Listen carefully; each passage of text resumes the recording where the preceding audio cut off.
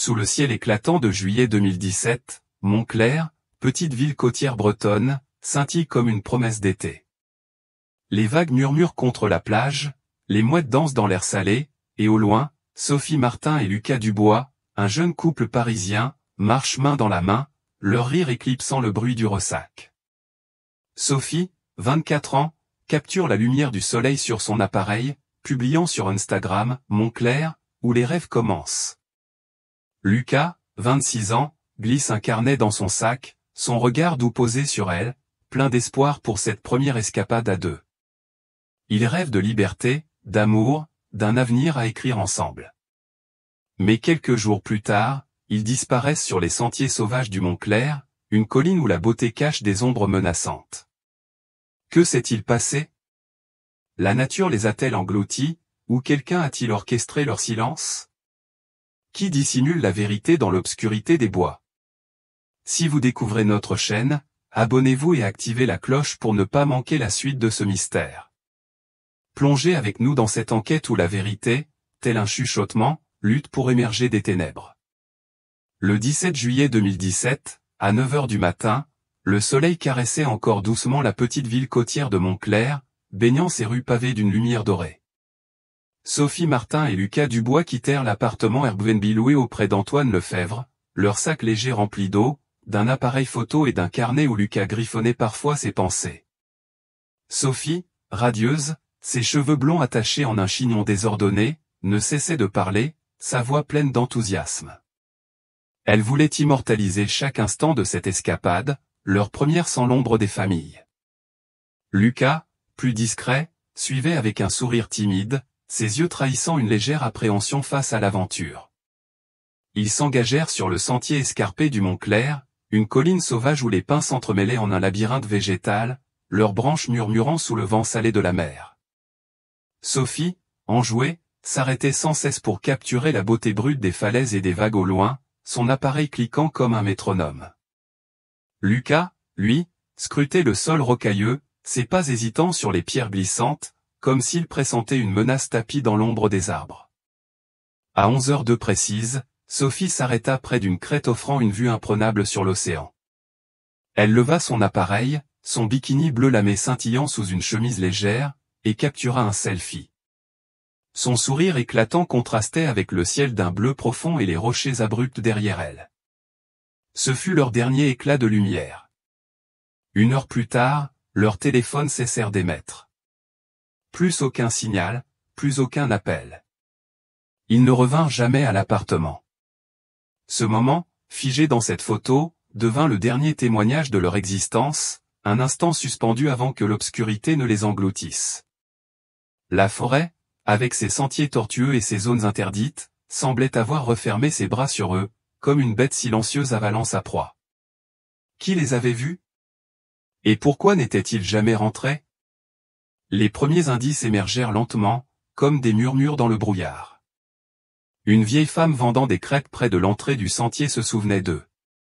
Elle avait remarqué Sophie, avec son rire clair, et Lucas, qui semblait pressé de continuer. Un technicien réparant une antenne à proximité raconta une histoire plus troublante, il avait vu le couple parler à un homme étrange, un individu maigre, portant un sac à dos usé et une casquette délavée. L'homme, dont le visage restait flou dans son récit, avait échangé quelques mots avec eux avant qu'ils ne s'enfoncent dans la forêt. Ce détail, anodin en apparence, planta la graine du doute. Était-ce une rencontre fortuite ou le début d'une tragédie? L'homme était-il un simple promeneur, ou cachait-il un secret plus sombre? À l'appartement Airbnb, l'absence de Sophie et Lucas pesait comme un silence oppressant.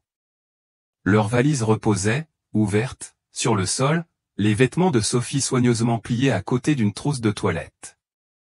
Le carnet de Lucas, posé sur une table, semblait attendre son retour. Rien n'indiquait une fuite ou un départ précipité. Tout suggérait qu'il comptait revenir, comme si le sentier n'était qu'une promenade anodine. Pourtant, quelque chose clochait. Antoine Lefebvre, le propriétaire, avait préparé l'appartement avec soin, mais son comportement intriguait. Quelques jours avant leur arrivée, il avait inspecté les lieux, vérifiant les serrures avec une méticulosité presque obsessionnelle, comme s'il craignait qu'on ne découvre quelque chose. Ce détail, rapporté par un voisin curieux, jetait une ombre sur sa discrétion habituelle. Était-il simplement prudent, ou cachait-il une vérité plus sinistre? Le vent sur le Montclair soufflait plus fort à mesure que le jour déclinait, portant avec lui une sensation d'angoisse croissante. Les pins, dressés comme des sentinelles, semblaient garder un secret que la lumière du jour ne pouvait percer. Sophie et Lucas, pleins de vie quelques heures plus tôt, avaient disparu dans ce dédale végétal, laissant derrière eux des questions sans réponse. Qui était cet homme au sac à dos? Pourquoi Antoine semblait-il si nerveux?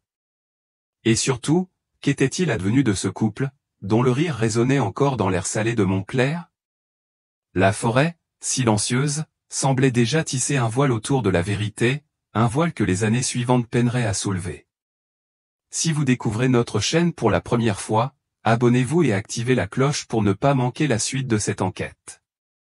Plongez avec nous dans les ombres du Montclair, où chaque pas pourrait révéler un fragment de vérité, ou un mensonge plus profond encore. Les jours qui suivirent la disparition de Sophie Martin et Lucas Dubois, le 17 juillet 2017, enveloppèrent Montclair d'un voile de silence oppressant. La petite ville côtière, d'ordinaire si vivante avec ses marchés animés et ses plages baignées de soleil, semblait retenir son souffle. Marie-Claire Martin, la mère de Sophie, arriva de Paris dans un état de désespoir contenu, ses yeux rougis scrutant chaque coin de rue comme si sa fille allait surgir d'un instant à l'autre. Avec Paul Dubois, le père de Lucas, ils arpentèrent les ruelles pavées, collant des affiches sur les murs de pierre et les poteaux électriques. Chaque affiche portait une photo du couple, souriant sur la plage, avec une inscription en lettres noires, Sophie et Lucas, disparus le 17 juillet. Marie-Claire, la voix brisée, murmurait à chaque geste, « Ma fille ne partirait jamais sans un mot. Elle m'aurait laissé un signe. » Paul, plus taciturne, portait son chagrin comme un poids invisible, son regard fixé sur l'horizon où la colline du Montclair se dressait, sombre et impénétrable. Il passa des heures à survoler les sentiers avec un drone, espérant capter un indice, une ombre, un éclat de vérité dans la forêt dense. Mais la réponse des autorités fut d'une lenteur exaspérante. Les gendarmes, liés par une règle stricte, imposèrent un délai de 48 heures avant de lancer une enquête officielle. Dans une affaire de disparition, il faut attendre, expliquèrent-ils, leur ton administratif contrastant cruellement avec l'angoisse des familles. Ces 2 jours d'attente furent une éternité pour Marie-Claire et Paul, un gouffre où chaque seconde semblait engloutir un peu plus l'espoir. Lorsque les recherches commencèrent enfin, les pompiers et une équipe canine fouillèrent la colline du Montclair. Les chiens, museau au sol, parcoururent les sentiers rocailleux, leurs aboiements résonnant dans l'air lourd. L'un d'eux s'arrêta près d'une clairière, reniflant avec insistance un carré de terre nue, mais les fouilles ne révélèrent rien. Pas une trace, pas un vêtement, pas un indice. La forêt, avec ses pins tordus et ses ravins escarpés, semblait avoir avalé Sophie et Lucas sans laisser de miettes.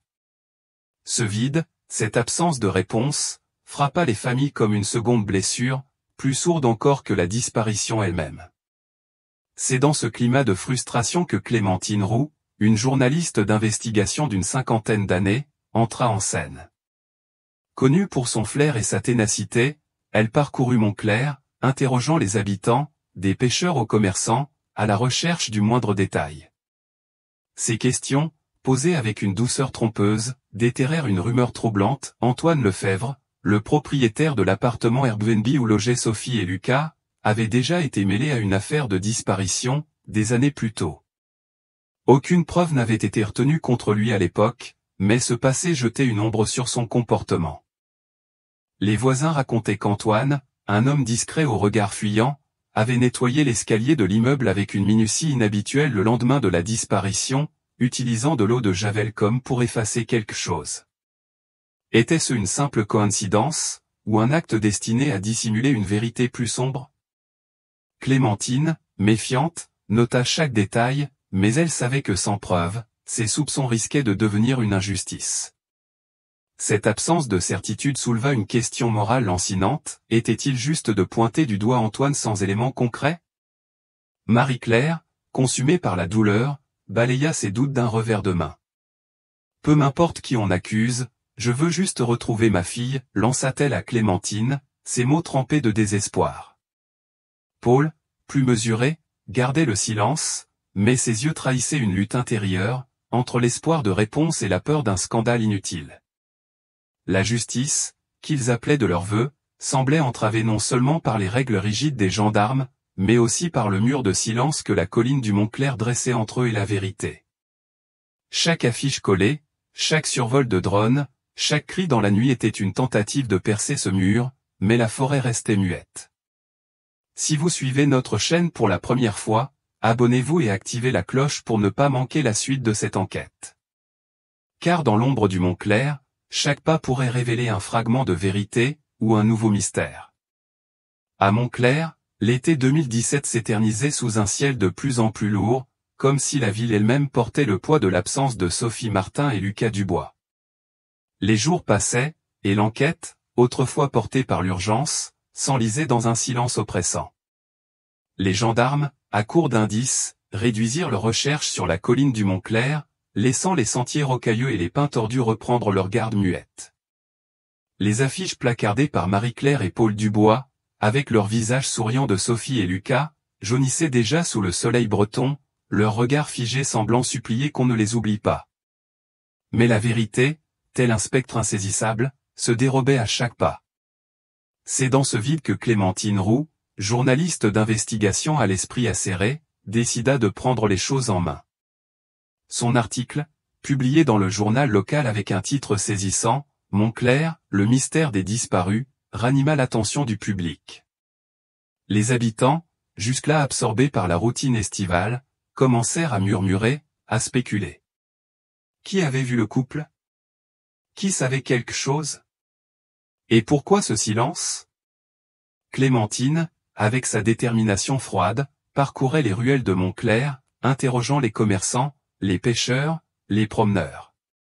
Une rumeur émergea, fragile mais troublante, Étienne Moreau, un homme sans domicile fixe, rôdait souvent près de la colline du Montclair. Les habitants le décrivaient comme une ombre discrète, un homme maigre aux yeux creux, toujours un sac à dos usé sur l'épaule. Une vieille femme, qui vendait des galettes près du sentier, raconta à Clémentine une anecdote étrange. Étienne avait l'habitude d'écrire des mots sur des bouts de papier, qu'il pliait soigneusement avant de les enfouir sous des pierres ou dans la terre. Il disait que c'était pour garder ses secrets, murmura-t-elle, son regard fuyant vers la forêt. Une nuit, dans l'obscurité de la colline, on pouvait presque imaginer Étienne, assis sous un pin, griffonnant à la lueur d'une lampe de poche, son visage marqué par une angoisse indéchiffrable. Était-il un simple vagabond, ou portait-il un fardeau plus lourd, un secret lié à la disparition de Sophie et Lucas? Un autre nom refaisait surface dans les murmures de Montclair, Antoine Lefebvre, le propriétaire de l'appartement Airbnb où le couple avait séjourné. Les soupçons autour de lui s'épaississaient, alimentés par son comportement étrange. Un voisin, un retraité méfiant, confia à Clémentine qu'Antoine avait nettoyé l'escalier de l'immeuble avec de l'eau de Javel le lendemain de la disparition, une tâche qu'il n'avait jamais entreprise auparavant.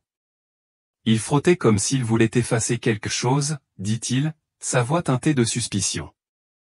Lorsque les gendarmes demandèrent à Antoine l'accès à son téléphone pour vérifier ses communications, il refusa, prétextant une atteinte à sa vie privée. Ce refus, bien que légal, fit naître un doute tenace. Était-il simplement un homme prudent, ou cachait-il un secret qu'il craignait de voir exposé? Son regard fuyant, ses réponses évasives lors des interrogatoires ne firent qu'amplifier les interrogations. La tromperie, comme une brume épaisse, semblait envelopper Montclair, et Antoine en était l'une des ombres. Mais une question plus profonde hantait l'enquête, qui savait la vérité et choisissait de se taire?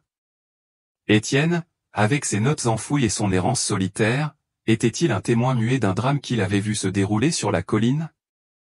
Avait-il croisé Sophie et Lucas sur le sentier, entendu un cri, aperçu une silhouette s'enfuyant dans la forêt? Ou son silence était-il plus coupable, un voile jeté sur une vérité qu'il ne pouvait affronter? La possibilité qu'il ait été là, qu'il ait vu quelque chose et choisi de se taire, soulevait une interrogation morale lancinante. Le silence, dans une affaire de disparition, était-il une forme de complicité, une tromperie envers ceux qui cherchaient désespérément des réponses? Qui connaît la vérité et choisit de la cacher? Et pourquoi, demandait Clémentine dans son carnet, ces mots griffonnés comme une prière pour percer l'obscurité. Si vous découvrez notre chaîne pour la première fois, abonnez-vous et activez la cloche pour ne pas manquer la suite de cette enquête. Car dans les ombres du Montclair, chaque silence pourrait être un cri étouffé, attendant d'être entendu. Au printemps 2022, alors que Montclair se réveillait sous un ciel voilé, la colline du Montclair, silencieuse gardienne de ses secrets, livra enfin un fragment de vérité. En avril, un groupe d'amateurs d'escalade, bravant les sentiers interdits de la forêt, trébucha sur une anomalie dans une clairière isolée. Là, sous un amas de pierres soigneusement empilées, ils découvrirent une fosse peu profonde, creusée avec une précision inquiétante. À l'intérieur, des objets familiers, figés dans le temps, un bikini bleu lamé, celui que Sophie Martin portait dans son dernier selfie, un t-shirt blanc, usé et taché, appartenant à Lucas Dubois, et un collier de perles fausses, terni par la terre humide. Le vent, glacial ce matin-là, semblait murmurer à travers les pins, comme si la forêt elle-même frissonnait devant cette trouvaille. Mais ce qui glaça le sang des découvreurs fut un morceau de papier plié, enfoui sous le collier. En lettres maladroites, on pouvait lire « Elle a couru en premier ». Ces mots, à la fois énigmatiques et accusateurs, résonnaient comme un cri étouffé dans l'obscurité. Était-ce une confession? Un avertissement? Ou le témoignage d'un témoin muet, hanté par ce qu'il avait vu? Clémentine Roux, la journaliste dont la plume acérée avait déjà secoué Montclair, fut parmi les premiers à examiner la découverte. Elle se rendit sur place, son carnet à la main, observant les objets avec une intensité presque religieuse. Le bikini, avec ses reflets bleus délavés, semblait encore porter l'écho du rire de Sophie. Le t-shirt de Lucas, froissé par des années sous terre, évoquait un homme qui n'avait jamais eu l'intention de disparaître. Et le collier, avec ses perles opaques, racontait une histoire plus personnelle, celle d'une jeune femme qui chérissait les souvenirs familiaux. Clémentine, méthodique, creusa dans le passé d'Étienne Moreau, l'homme sans domicile fixe qui hantait la colline. Elle découvrit qu'en 2014, il avait été interné pour des troubles psychiatriques, libéré peu avant la disparition du couple. Ses notes, enfouies comme des secrets dans la terre, trahissaient un esprit tourmenté. Était-il un simple observateur, témoin d'un drame qu'il n'avait pu empêcher? Ou ses mains, qui avaient creusé cette fosse, portaient-elles un fardeau plus lourd? Clémentine, avec son instinct affûté, voyait en lui une clé, mais une clé rouillée, difficile à tourner. Si vous êtes toujours avec nous à ce stade, laissez un « ici » ou dites simplement « toujours là » dans les commentaires, nous les lisons tous. Pour Marie-Claire Martin, la mère de Sophie, la découverte fut un coup au cœur. Lorsqu'on lui montra le collier de perles, elle le reconnut immédiatement. C'était un cadeau de sa grand-mère, murmura-t-elle, les larmes roulant sur ses joues. Sophie ne le portait que pour les occasions spéciales, comme cette escapade. Elle serra le collier contre sa poitrine, comme si elle pouvait y sentir encore la chaleur de sa fille. Ce bijou, retrouvé dans une tombe improvisée, n'était pas seulement un objet, c'était une preuve que Sophie avait été là, qu'elle avait marché sur ce sentier, qu'elle avait peut-être lutté. Paul Dubois, le père de Lucas, resta silencieux, comme à son habitude. Mais ses mains tremblaient lorsqu'il relança son drone, scrutant les images floues de la colline dans l'espoir insensé d'y apercevoir un signe. La fosse, avec ses reliques, avait rouvert une blessure ancienne, mais elle avait aussi rallumé une flamme, celle de la quête de justice, une justice que la forêt semblait déterminée à retenir. Pourtant, cette découverte ne fit qu'épaissir le mystère. Qui avait creusé cette fosse? Pourquoi ces objets avaient-ils été cachés avec tant de soin, comme dans un rituel? La note, elle a couru en premier, suggérait un moment de panique, une fuite désespérée. Sophie avait-elle vu quelque chose, quelqu'un, qui l'avait poussée à courir? Et Lucas, où était-il dans cet instant fatidique? La justice, que Marie-Claire et Paul imploraient, restait hors de portée, entravée par le silence de la colline et les secrets qu'elle gardait. Clémentine, dans ses articles, interrogeait, qui a écrit ces mots? Était-ce une âme tourmentée cherchant à soulager sa conscience, ou un manipulateur jouant avec la vérité? Si vous découvrez notre chaîne pour la première fois, abonnez-vous et activez la cloche pour ne pas manquer la suite de cette enquête. Car dans les profondeurs du Montclair, chaque objet déterré est un cri, un appel à dévoiler ce que l'ombre cache encore. L'automne 2022 enveloppait Montclair d'une brume épaisse, comme si la colline elle-même conspirait pour garder ses secrets. Après la découverte de la fosse contenant les affaires de Sophie Martin et Lucas Dubois, l'enquête semblait enfin s'éveiller, mais une nouvelle trouvaille plongea Montclair dans une ombre encore plus profonde. Dans une clairière isolée, à l'écart des sentiers battus, un groupe de randonneurs tomba sur une cabane de fortune, un assemblage précaire de branches et de bâches, à peine visible sous un tapis de feuilles mortes. À l'intérieur, parmi des débris de bouteilles en plastique et un vieux chiffon, ils trouvèrent une note froissée, écrite à l'encre noire dans une écriture tremblante, « Silence est plus léger que le sang ». Ces mots, lourds comme une confession inachevée, semblaient flotter dans l'air humide, portés par le murmure du vent à travers les pins. La cabane, avec ses murs de feuillage et son atmosphère oppressante, évoquait un sanctuaire oublié, un lieu où quelqu'un avait cherché à enfouir non seulement des objets, mais une vérité trop pesante pour être portée à la lumière. Les gendarmes, alertés, analysèrent la note avec une minutie fébrile. L'écriture, irrégulière mais reconnaissable, correspondait à celle de la première note trouvée dans la fosse, elle a couru en premier. Tous les regards se tournèrent alors vers Étienne Moreau, l'homme sans domicile fixe qui hantait la colline du Montclair comme une ombre insaisissable. Qui était-il, cet homme dont le nom revenait sans cesse, tel un spectre dans cette affaire?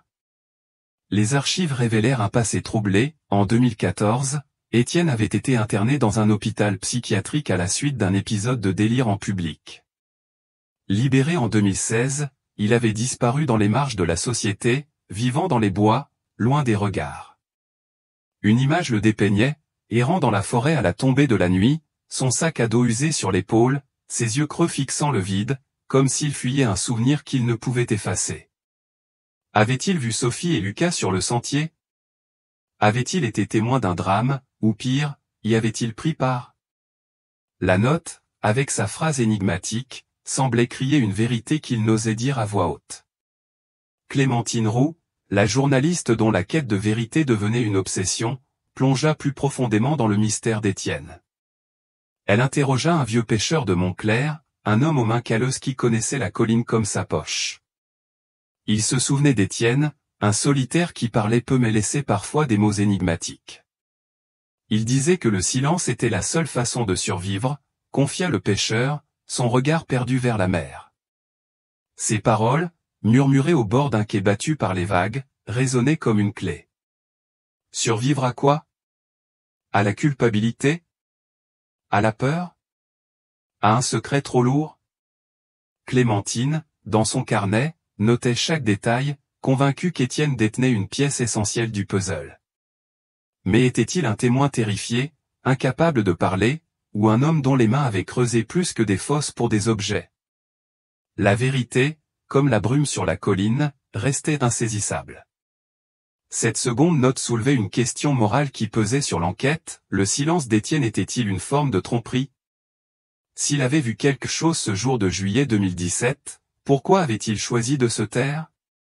Était-ce la peur d'être accusé, ou une culpabilité plus profonde qui le poussait à écrire ces mots cryptiques, à les enfouir comme des offrandes à la forêt? Pour les familles de Sophie et Lucas, ce silence était une trahison, une barrière de plus entre elles et la justice qu'elles imploraient.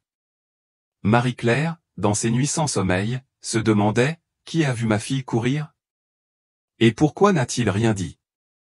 Si vous découvrez notre chaîne pour la première fois, abonnez-vous et activez la cloche pour ne pas manquer la suite de cette enquête. Car dans l'ombre du Montclair, chaque mot griffonné, chaque silence, est un pas vers une vérité qui refuse de se montrer, mais qui murmure encore dans les ténèbres. L'été 2023 marqua Montclair d'un saut de douleur et de mystère renouvelé. Sous un ciel d'un bleu pâle, la colline du Montclair, avec ses pins austères et ses sentiers tortueux, livra enfin un fragment de son secret, mais à quel prix? En juillet, un promeneur solitaire, explorant les abords d'un ruisseau caché dans une ravine, trébucha sur une découverte macabre, un corps, à moitié recouvert de feuilles et de terre, reposait là, comme endormi dans l'étreinte de la forêt. À côté, un bout de papier froissé, jauni par l'humidité, portait des mots griffonnés d'une main hésitante, « Je suis resté, mais elle n'est pas revenue ». Ces mots, lourds d'une mélancolie insondable, semblaient flotter dans l'air immobile, comme un dernier souffle d'une âme perdue.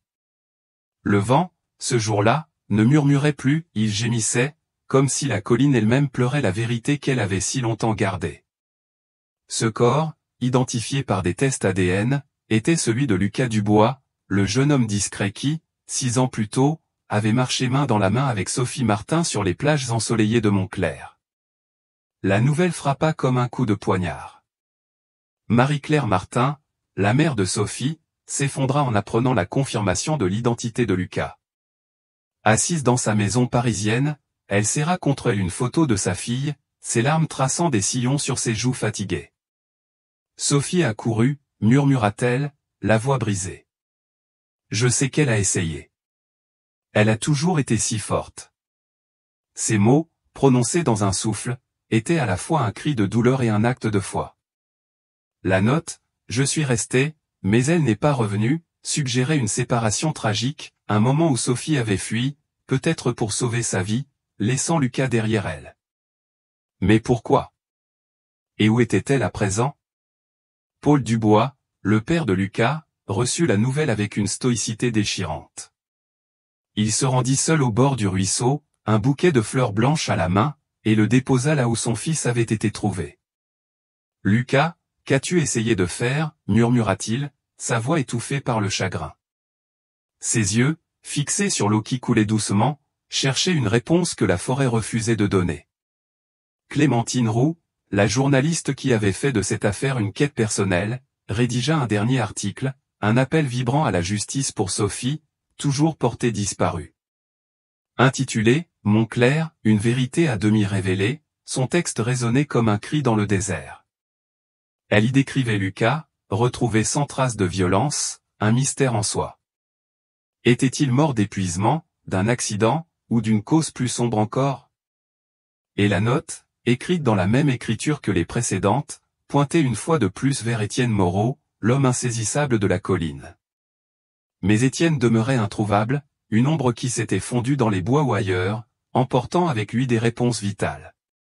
Clémentine, dans ses colonnes, interrogeait, comment chercher justice lorsque la moitié de la vérité reste ensevelie? Ces mots, empreints d'une colère contenue, étaient un plaidoyer pour ne pas oublier Sophie, pour continuer à chercher, malgré l'épuisement et le désespoir. Cette découverte, loin de clore l'affaire, ne fit qu'amplifier le sentiment d'impuissance. La justice, tant espérée par Marie-Claire et Paul, n'était qu'à moitié atteinte. Lucas avait été retrouvé, mais sans Sophie, le vide restait béant. La note, avec sa phrase énigmatique, suggérait un drame, une séparation, peut-être un sacrifice. Mais qui avait écrit ces mots? Étienne, témoin muet d'une tragédie, ou quelqu'un d'autre, manipulant les ombres pour détourner la vérité? La colline du Montclair, avec ses secrets enfouis, semblait se moquer des efforts humains pour la comprendre. Si vous découvrez notre chaîne pour la première fois, abonnez-vous et activez la cloche pour ne pas manquer la suite de cette enquête. Car dans cette quête de justice, chaque fragment de vérité, aussi douloureux soit-il, est un pas vers la lumière, un hommage à ceux qui, comme Sophie, n'ont pas encore été retrouvés. L'été 2023 s'éteignait doucement à Montclair, mais pour Marie-Claire Martin et Paul Dubois, le temps semblait suspendu dans un crépuscule sans fin. La découverte du corps de Lucas, accompagnée de cette note énigmatique, « Je suis resté, mais elle n'est pas revenue », avait ravivé leur douleur tout en laissant un vide plus cruel encore, Sophie, leur lumière, restait introuvable. Pourtant, loin de se résigner, Marie-Claire et Paul transformèrent leur chagrin en une détermination farouche. Chaque matin, Marie-Claire parcourait les ruelles de Montclair, collant de nouvelles affiches sur les murs de pierre usés par le sel marin. Les portraits de Sophie et Lucas, leur sourire figé dans la lumière d'un été perdu, semblaient implorer les passants de ne pas oublier. Marie-Claire, les mains tremblantes, serrait contre elle le collier de perles retrouvé dans la fosse, un bijou que Sophie chérissait. « Je ne cesserai jamais de chercher ma fille », murmurait-elle, sa voix mêlant épuisement et défi. Paul, plus discret, organisait des veillées de prière au pied de la colline du Mont-Clair, là où les pins murmuraient sous le vent, comme pour accompagner les supplications des familles. Ces moments, éclairés par des bougies vacillantes, étaient un acte de foi, un refus de laisser l'obscurité l'emporter. Clémentine Roux, la journaliste qui avait fait de cette affaire une croisade personnelle, ne restait pas en arrière. En 2023, elle publia un livre poignant, Les disparus de Montclair, un ouvrage qui ne se contentait pas de relater les faits, mais qui donnait une voix à Sophie et Lucas, à leur famille, à leur espoir brisé. Chaque page était un cri pour la justice, un appel à ne pas détourner le regard. Sophie est toujours là, quelque part, écrivait-elle, exhortant la communauté à poursuivre les recherches. Son livre, distribué dans les librairies locales et lu lors des veillées, devint un symbole de résistance contre l'oubli. Clémentine, avec sa plume incisive, interrogeait la société, comment pouvait-on accepter qu'une jeune femme disparaisse sans laisser de traces? Son travail ralluma une flamme dans le cœur des habitants, les poussant à se joindre à la quête. Les pages de son livre, lues à voix haute lors des rassemblements, résonnaient comme une prière laïque, un engagement à ne pas abandonner. La communauté de Montclair, jusque-là retenue par la routine, commença à se mobiliser. Les pêcheurs, les commerçants, les retraités qui flânaient sur le port se mirent à partager l'histoire de Sophie et Lucas. Des bouquets de fleurs blanches, symboles de pureté et d'espoir, apparurent au pied de la colline, déposés par des mains anonymes. Une vieille femme, tenant une boulangerie près de la plage, confia à Clémentine, « Nous ne les connaissions pas, mais ils sont devenus nos enfants. » Ces gestes, modestes mais profonds, transformèrent Montclair en un lieu de mémoire collective, où chaque fleur était un vœu pour que la vérité émerge. Les habitants, touchés par la ténacité de Marie-Claire et Paul, commencèrent à fouiller leurs souvenirs, à signaler des détails oubliés, une silhouette vue sur le sentier, un murmure entendu dans la forêt. Pourtant, malgré cette mobilisation, la colline restait muette, ses secrets enfouis sous un voile d'ombre. Une question morale pesait sur tous, la justice était-elle possible lorsque la vérité demeurait à moitié cachée? Marie-Claire, lors d'une veillée, déclara avec une force tranquille, « Peu importe combien de temps il faudra, je chercherai Sophie jusqu'à mon dernier souffle. » Paul, lui, gardait le silence, mais ses yeux, fixés sur les fleurs au bord du ruisseau où Lucas avait été trouvé, trahissaient une douleur qui ne demandait qu'une réponse. Clémentine, dans son livre, posait la question, comment définir la justice quand une moitié du mystère reste dans l'ombre? Si vous découvrez notre chaîne pour la première fois, abonnez-vous et activez la cloche pour ne pas manquer la suite de cette enquête. Car à Montclair, chaque affiche, chaque prière, chaque fleur déposée est un pas vers une justice qui, bien que vacillante, refuse de s'éteindre dans les ténèbres de la colline. Sous le ciel crépusculaire de Montclair, la colline semblait murmurer ses derniers secrets alors que le soleil s'éteignait à l'horizon. En 2023, une ultime découverte secoua la petite ville bretonne, près d'une cabane abandonnée, un morceau de papier jauni portait ces mots énigmatiques, « Elle m'a vu ». Écrit d'une main tremblante, il résonnait comme un cri étouffé, un aveu ou une accusation portée par le vent à travers les pins. Était-ce Étienne Moreau, l'errant de la forêt, qui avait griffonné cette phrase, hanté par le regard de Sophie Martin? Ou une autre ombre, tapie dans l'obscurité, jouait-elle avec la vérité? Sophie restait introuvable, son absence un vide béant dans le cœur de Montclair. La colline, avec ses sentiers tortueux, semblait se moquer des efforts humains, gardant jalousement ses mystères.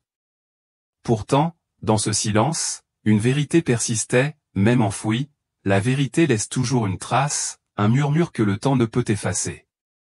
Marie-Claire Martin, usée par des années de chagrin, se tenait au sommet de la colline, face à la mer agitée. Dans ses mains, le collier de perles de Sophie scintillait faiblement sous les derniers rayons.